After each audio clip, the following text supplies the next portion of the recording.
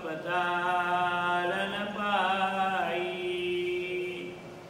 पिबकन चंद्रयकात राम चरण हम पायु अमृत सतगुरु पाद। गुरुर्ब्रह्मा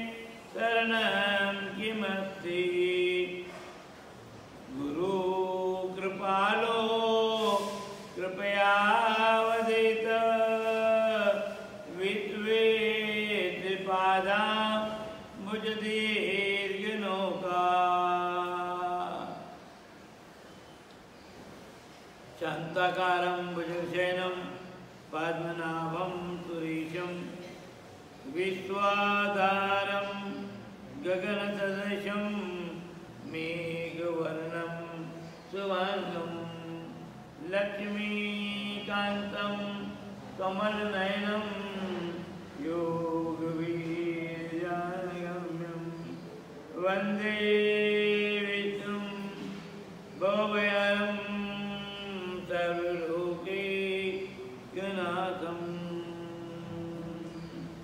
यं ब्रह्मा वरुणेन्द्ररुद्रवरुणः स्तवन्ति दिव्यैस्वर्यैर्वेदैः साङ्गपदक्रमोपनिषद्भिर्गायन्ति यं सामगाः ध्यानावस्थगतेन मनसा पश्यन्ति यं योगिनो यच्छन्तं न विदुर्गणः देवाय तस्मै नमः।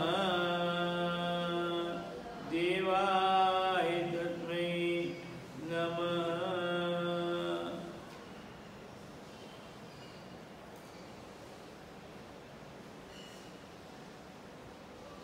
भक्ति भक्त भगवंत गुरु, भक्ति भक्त भगवंत गुरु, चतुर्नाम वपु एक, इनके पद रज वंदन किया, ना सतविघ्न अनेक। परम स्नेही आत्मीय धर्म प्रेमी भाइयों,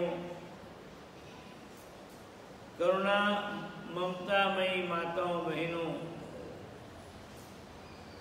पिछले एक सप्ताह से आप हम सभी भागवत रसामृत का पान कर रहे थे और बड़ा ही हृदय स्पर्शी कार्यक्रम रहा। साथ ही अनेक भक्तों ने यहाँ पर आकर के सत्संग का लाभ लिया, चाहे वो गांव के हो, गांव के बाहर वाले, हर व्यक्ति को यहाँ पर लाभ की प्राप्ति हुई। चातुर्मास का पावन प्रसंग धीरे धीरे धीरे बढ़ता गया और 1.5 महीना हो गया। 1.5 महीने से सतत श्रीमद् भागवत कथा के पूर्व भक्त चरितांक या भक्त माला के रूप में यह प्रसंग आप लोगों के सन्मुख भक्त चरित्रों का चल रहा है। कल हवन का कार्यक्रम था और इस कारण प्रातःकाल भक्तमाल का कथानक नहीं कर पाए। चाहे इसमें मेरा अपना प्रमाद हो, समय का सम्मान हो, पर कल ही सत्संग वापस चलना था। पर कल का सत्संग रूपक बदला। एकादशी का महात्म में सत्संग का आयोजन हुआ, गुरुवाणी का पाठ हुआ। भाइयों, माताओं और बहनों, जब तक चातुर्मास चलेगा, अर्थात अंतर्राष्ट्रीय रामस्नेही संप्रदाय में चातुर्मास की परंपरा में जितने भी रामस्नेही संत समाज है, वह सभी किसी एक गांव में आषाढ़ सुदी एकादशी से लेकर के आसोज सुदी दशमी तक या एकादशी तक एक ही स्थान पर और वहीं पर ज्ञान, चर्चा, भक्ति, उपदेश आदि और श्री महाराज की वाणी का उपदेश लोगों को प्रेरणास्पद प्रसंग वाला सुनाया करते, तो उससे उनके मन में श्री महाराज के प्रति अनन्यता बढ़े। देखो, किसी की महिमा आप जितनी बार सुनोगे उतनी बार जो है आपके अंदर नवीन अनुभूति होगी और उस अनुभूति के साथ ही आपके हृदय के भाव महापुरुषों के चरणों में बार बार।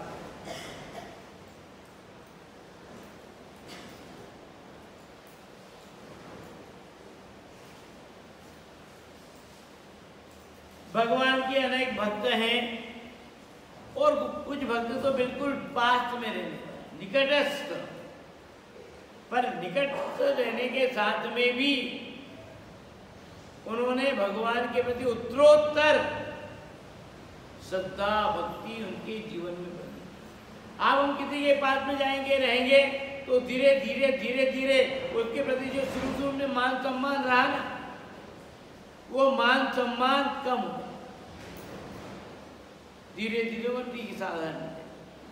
पर ये परमात्मा के जो भक्त हैं ना, रोज रोज स्वामी जी महाराज ने भी वही बात कही, सतगुरु को मस्तक धरे, सतगुरु को मस्तक धरे, राम भजन से प्रीत, राम चरण वे प्राणिया, गए जवारो जीत।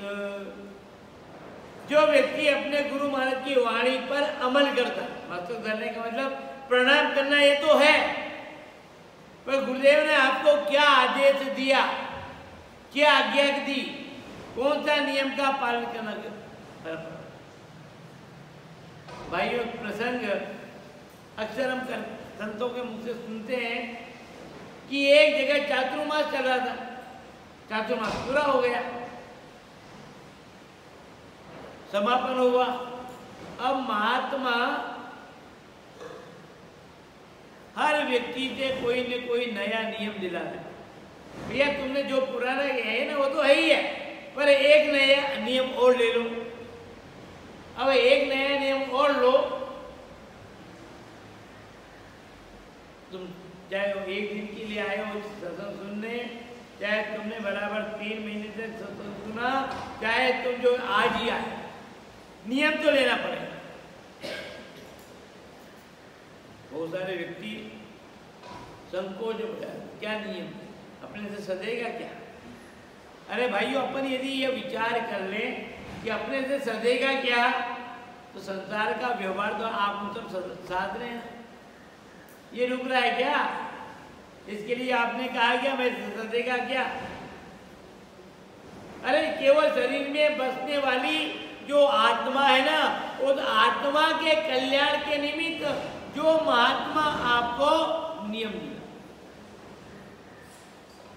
उसी में हम बहानाबाजी, अटकलबाजी, पता नहीं क्या क्या उपाय निकाल, बहुत चतुर है। महात्मा एक एक व्यक्तियों के, तुझे नियम लेना पड़ेगा। जो और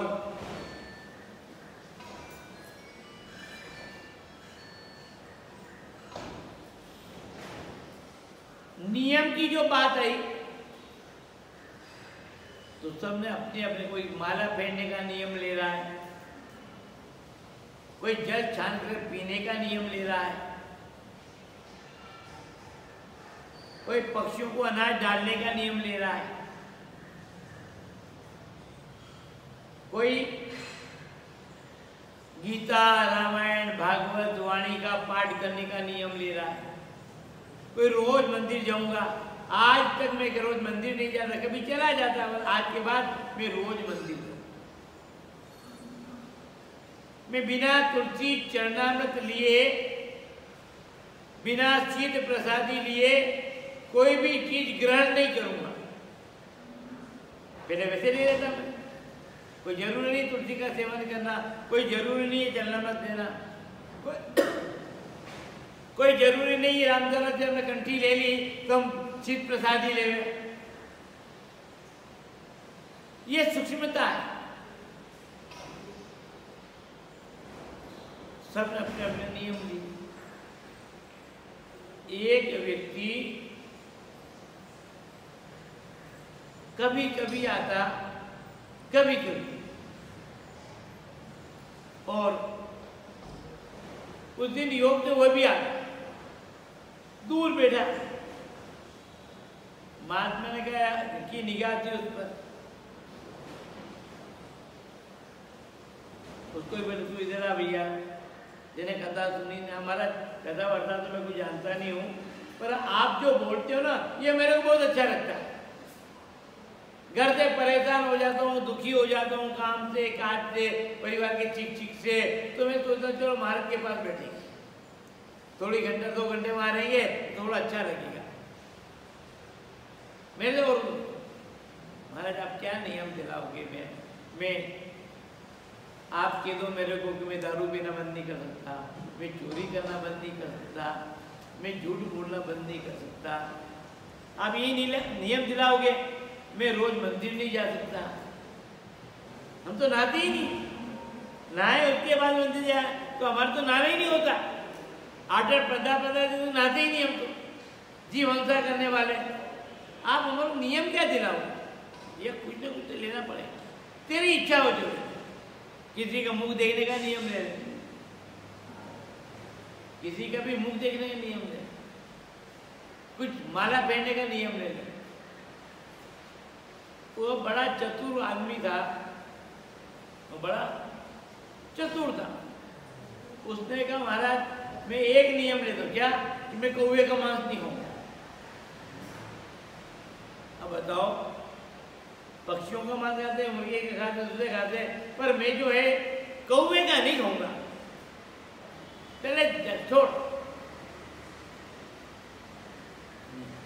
अब वो जानता था कभी मौके में खाते ही नहीं है, कोई नहीं खाते, कोई खाते ही नहीं है, पर उसने नियम लिया अपने आप को बचाने के लिए कि जिसका उपयोग करते ही नहीं है। बहुत सारे लोग हैं ना, बद्रीनाथ जाते हैं, तीर्थ में जाते हैं, तो वहाँ जाकर के कोई फल छोड़ने का नियम लेते, पर किसी ने ये छोड़ कहा कि मैं झूठ नहीं बोलूँगा, मैं निंदा नहीं करूँगा, मैं चोरी नहीं करूँगा, मैं फालतू की बातें नहीं करूँगा, मैं अपना समय और दूसरे का समय बर्बाद नहीं करूँगा। ऐसा नियम चलता है क्या? अब क्या, जो आपके लिए परमात्मा ने कृपालु वस्तु बनाई, आपके लिए जो चीजें बनाई, पपीता नहीं खाना, ककड़ी नहीं खाना, टमाटर नहीं खाना, ये नहीं खाना। और बहुत सारे लोग तो इतने होशियार हैं, आजकल तो सर्वसुलभ फल, उस जमाने हर जगह सब फल जो है सुलभ नहीं थे।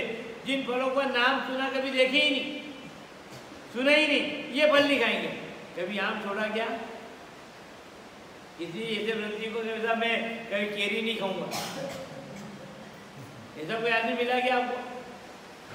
जो नहीं भाए नहीं दिखे ऐसी चीज के तो मनुष्य बहुत होशियार बचाओगे। ये छोड़ नहीं जाओ।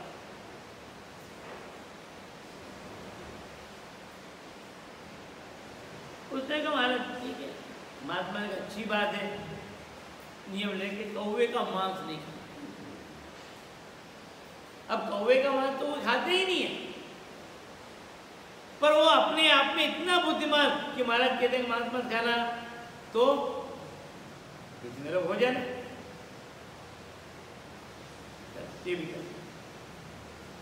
अब योग की बात है कि वो बहुत बीमार हो गया, बहुत बीमार हो गया, इलाज बहुत करवाया, टोने टोटके जानकार को सब बुलाया, और वो व्यक्ति जो था ना समाज का मुखिया था, संपन्न था, समृद्धशाली था, लोगों ने बहुत, आखिर में धीरे धीरे धीरे धीरे उसने बिस्तर पकड़ लिया। तो मैं तो जाने ही वाली, तो किसी ने कहा आदमी बड़ा अच्छा है, उपाय तो कर लो। तो एक जंगली वैद्य को लेके आया, नाड़ी देखी और बीमारी पहचान ली। उन्होंने कहा एक बात है क्या, यदि इसको बार बार थोड़ी थोड़ी देर मूर्छित हो जाता है, यदि इसको कौवे का मांस खिलाया जाए तो ये स्वस्थ हो सकता है। त्यागे तो आगे और लागे तो भागे। जिस चीज को आप छोड़ोगे ना वो आगे आगे दौड़ेगी। अब उसने तो अपने बचाव के लिए महाराज जी के से कपट करने के बाद ये मिलता ही नहीं, खाते ही नहीं कोई। अब वह बीमार हुआ तो बीमारी के इलाज में कौन सा बताया कि मैं दवाई बना के देखूंगा उसकी के साथ में ये तो लेना, जैसे कोई शहद के साथ देना, कोई चाय के साथ देना, कोई पानी के साथ देना, कोई नींबू के साथ देना, दवाई औषधि प्रयोग है। तो ये दवाई की पुड़िया कौवे के मांस के साथ थोड़ी मूर्छा आती है और थोड़ा ध्यान रहा उसको।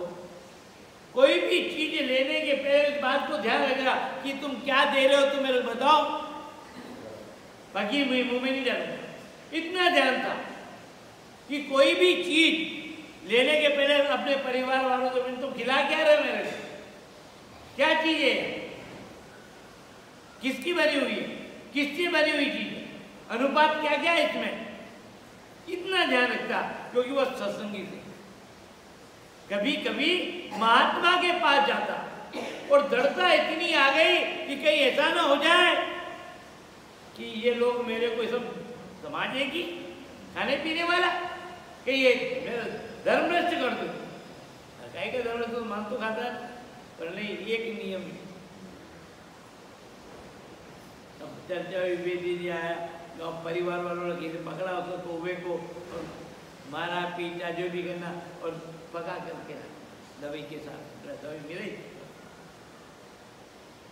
अब तो होता है भाई क्या दे रहे हो तुम, दवाई काई की दवाई, क्या दवाई, किसमें दे रहे हो, सब ध्यान।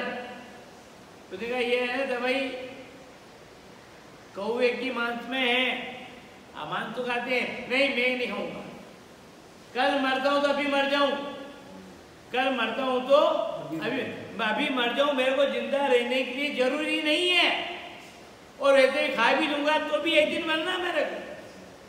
पर मैंने अपने जीवन में महात्मा के सामने संकल्प लिया था, मैंने झूठ बोला था, बचाव के लिए लिया था, पर वो संकल्प मेरे जीवन में अब मरते दम तक क्यों तोड़ू मैं कितने दिन जिंदा रह जाऊंगा।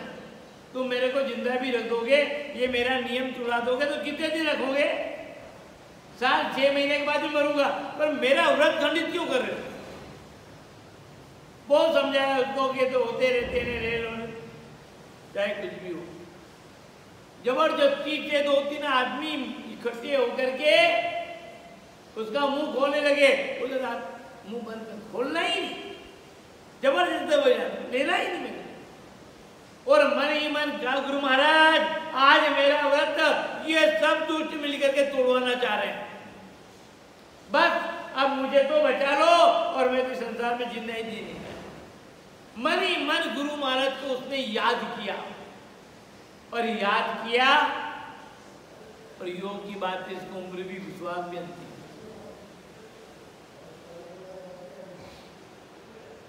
वो लोग भी अलग हुए, मन ने तो अपने क्या लेना देना, एक दो दिन और जिंदा रहा, राम राम सब। उसके प्रभाव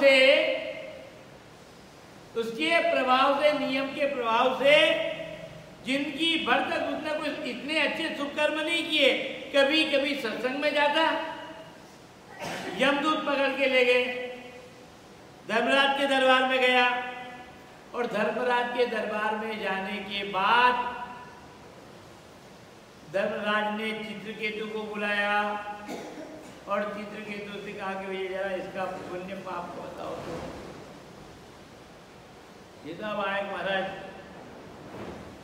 इसने एक तो यह कि कभी कभी महात्मा के यहाँ चला, महात्मा की सेवा नहीं किया करता, पर महात्मा के यहाँ जाकर महात्मा के उपदेश सुनता है, मर्यादित होकर उपदेश सुनता। दूसरा, इसने महाराज के सामने जो व्रत लिया था उस व्रत को मरते दम तक निभाया है, ये सबसे बड़ा पुण्य था। मरते दम तक मरना मंजूर है। अपन क्या कहते हैं, आपातकाल मर्यादा। अपन क्या कहते थे, जब क्या कहना मुसीबत आई थी और हमें तो अरे बचा था, क्या तू अमर पट्टा लेके आया क्या, मर जाता। पर तेरे ये व्रत क्यों तोड़ा, हम तो इतने रपट पड़ गए। वाह ठीक है, मजबूतियां धर्म के कार्य में, नियम के कार्य में, संकल्प के कार्य में हमारे जीवन में चाहे कितनी बाधा आ जाए कोई बात, पर हम छोड़ेंगे नहीं, हम छोड़ेंगे नहीं। जो दृढ़ राखे धर्म को ताही राखे करता, जो धर्म के मजबूती से पकड़ लेता है धर्म भी उसकी रक्षा, धर्मो रक्षति रक्षिता। धर्मराज ने कहा कि ठीक भैया अब इसको तो ऐसा है कि जब ऐसा नियम का पालन करते हुए इसकी मृत्यु हुई तो अंतमति सो गति दे दो। इसके पुराने जितने भी पाप बाद में देखेंगे, पहले इसने नियम का पालन किया, इसको सीधा स्वर्ग का आनंद दो, वैकुंठ का आनंद दो। इतनी गलती मेरे को भी क्या पता, मैंने तो अपने जीवन में अपने बचाव के लिए नियम लिया था। यदि मैं दूसरे और भी नियम लेता आज के बाद में जीव हत्या नहीं करूंगा, पाप नहीं करूंगा, ये नहीं करूंगा, झूठ नहीं बोलूंगा, तो इतना पुण्य कितना बढ़ जाता मेरे को। केवल एक पुण्य ही किया, एक ही नियम लिया महाराज के सामने, तो उसका प्रभाव ये पड़ा कि मुझे इतनी बड़ी संपत्ति मिल गई, इतना बड़ा पद मिल गया, जन्म जन्म के कष्टों का निवारण, मुक्ति होगी, मोक्ष हो गया। तो भाइयों, माता और बहनों, स्वामी जी महाराज रामचंद्र जी महाराज के एक शिष्य हुए, वो थे तो ग्रस्त जगन्नाथ जी। उन्होंने अपने जीवन में रामचंद्र जी महाराज का जीवन चरित्र भी लिखा और चरित्र भी लिखा बहुत सारे विषय में, और एक 84 बोल नाम का ग्रंथ लिखा, छोटा सा। आप यदि पूरी बातें पढ़ो तो मुश्किल से आपको 10 मिनट लगेगा, मुश्किल से 10 मिनट उससे ज्यादा। तो 84 बोल में एक व्यक्ति यदि एक नियम का पालन कर लेता है तो 1 लाख योनि छूटती है। एक नियम यदि वो 84 बातें पालन करे तो 84 लाख योनि छूटता है।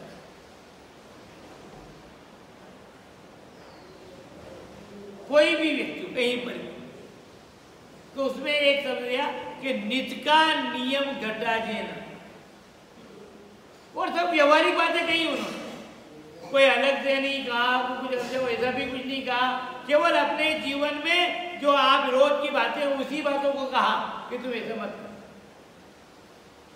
84 बात कि नित का नियम, आपने किसी महात्मा के सामने, किसी संत के सामने, किसी सज्जन के सामने, किसी ब्राह्मण के सामने, परमात्मा के सामने कोई कार्य करने का संकल्प ले लिया तो उस घटवा नियम को कम मत करना, तोड़ना मत और बढ़ाना। और नहीं बढ़ा सको तो कोई बात नहीं, नहीं बढ़ा सको तो कोई बात नहीं, पर कम तो करना ही मत। नित का नियम घटे। हम क्या करते हैं, वो धकेगा आजकल कर ले, ये हम, और इसी कारण हमारी मुसीबत टले कैसे? हम मजबूत नहीं, हम मजबूर हैं।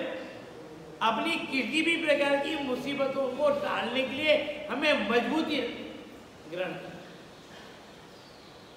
एक व्यक्ति का तो रोज भगवान शिव के दरबार में जाता और शिव के दरबार में जाकर के रोज ही एक लोटा जल चढ़ाता, रोज करने, सत्संग भी सुनता, ये भी करता, रोज का नियम। शिव दरबार में जाकर के रोज एक लोटा। और एक व्यक्ति का ये नियम था, चाहे कुछ भी हो जाए, मैं भगवान शिव के लोटा तो नहीं चढ़ाऊं, पर जूता चढ़ाऊं रोज, रोज का नियम। अपनी अपना नियम है भगवान शिव का, चढ़ा मत देना हो। महाराज ने कहा अच्छी बात कम पकड़ते, बुरी का पकड़ते, पर उसका नियम कि रोज ही वो व्यक्ति भगवान शिव के यहाँ पर जाकर के एक शिवलिंग के ऊपर जब करके वापस हो गया नियम। एक बार की बात है, वो मंदिर नदी के किनारे और नदी में पशुपतिनाथ भगवान अपने हर साल ही कभी कभी, हर साल एक बार दो बार कभी आगे तो नदी सेवा में चली जाती, कभी पूरी कर देती है। तो कितने साल का नियम चलता रहा उसका, पर एक बार इतना पानी गिरा, इतना पानी गिरा कि उस मंदिर का केवल शिखर दिखता, केवल शिखर दिखता। उसने वो मंदिर तो जाना पड़ेगा, नियम तो तोड़ नहीं सकते हैं, और तोड़े पानी पानी जाए कैसे? वो तो दूर ऊंचाई पर गया, पानी के बहाव दूर की ओर, और जाकर उसने नदी में छलांग लगा दी।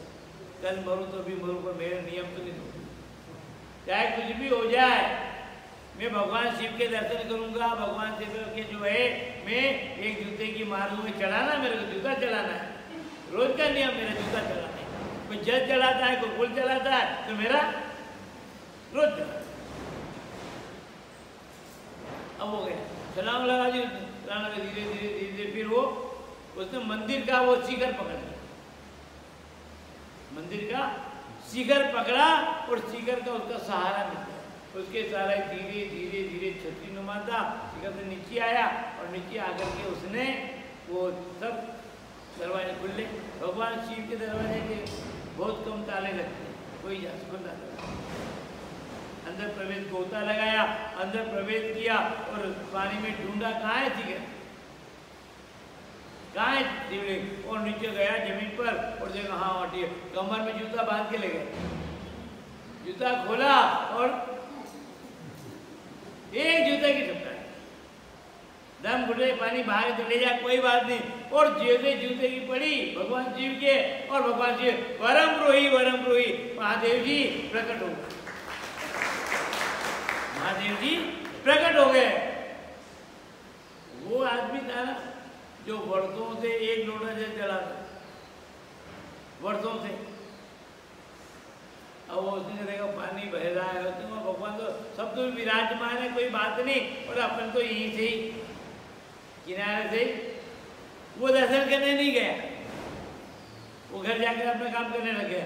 पर ये जो व्यक्ति ने अपने प्राणों की आहुति देने के लिए तैयार हो, मैं नियम नहीं तोड़ सकता, मर जाना मंजूर है, जो जाके शरणे बसे, जो जाके शरणे बसे, वाने वाकी लाज, उल्टे जल मच्छी चढ़े, भयो जात गजराज।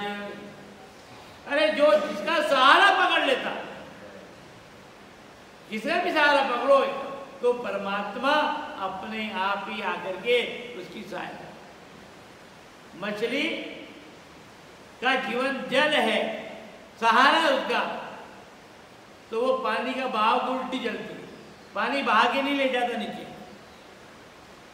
और हाथी जैसा भारी भरकम वाला शरीर, वो यदि वो नदी में उतर जाए बहाव में तो बह करके चला जाए। तो महापुरुषों ने कहा कि जो जाके शरणे बसे, वाने वाकी लाज, और उल्टे जल मच्छी चढ़े, भयो जात। इस व्यक्ति का नियम मजबूत था, मर जाना मंजूर। मुझे तो भगवान शिव के सिर पर एक जूता चढ़ाना चला, भगवान प्रसन्न हो गए। अब किसकी तपस्या महत्व है? किसकी? जूता चढ़ाने वाले की कि जल चढ़ाने वाले? किस पर प्रसन्न हुए? उसके क्रिया गले भले कैसी भी हो, पर नियम मजबूत था, अंदर के भाव मजबूत थे। चाहे मर जाना मंजूर, तो नहीं। तो वहां पर पानी बहते हुए पानी में भी जाकर के भगवान शिव का स्पर्श कर दिया, और स्पर्श किया और भगवान प्रसन्न हुए। ऐसे हैं बोले। तो भाइयों, माता और बहनों, ये तो प्रसंग है। परोपकार के लिए कितने लोगों ने अपना सब कुछ बलिदान किया है। तो ये नियम के आधार पर हमें कुछ न कुछ अच्छा संकल्प लेने का भाव रखना चाहिए। समय का आदर मान करते हुए मैं अपने प्रसंग को यहीं विराम देना चाहूँगा, और जो भी बातें हैं हम आपको करके जिस पर करने का प्रयास करेंगे। थोड़ी देर आपको हमारे को नाम जप करना है। राम राम राम राम राम राम राम, राम राम राम राम, राम राम राम।